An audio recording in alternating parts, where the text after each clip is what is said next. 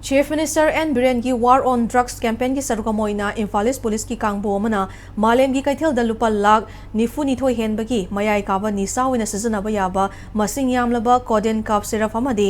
sparproxivon tablet sing fagat pangamkrai logi wangmada mari lenaba chi chang sing yaudana lalona ba honaramba polam sing ase district asigi manung chana leiba naharu pangong makhongdagi Muhammad Boy masagi chahi kunipan apopagi meng Muhammad Amu kauba miyoimadagi fagat pangamkibani hairi Taudo asigi matangda porompata leiba Infalis Police Headquarter da pangtokpa paugi mifam amada district asigi SP M Pradip na akhagnaba paw ma fangbadagi ngarang hingpung amarom taba duaida Infalis Commando gi OC Inspector KH Henry na luchingba Reserve Line amadi Special Team yawba kangbo mana polam singasi Muhammad Boy ki mayum maktadagi fabangam kibani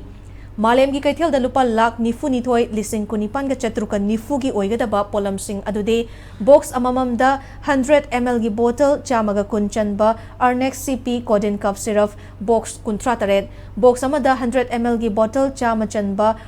Ruxcoff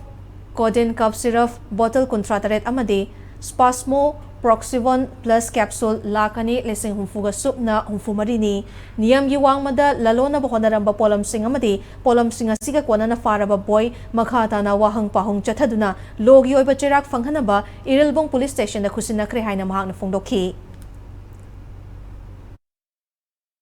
Altogether magi total value is 42,28,640 aduga C story bazi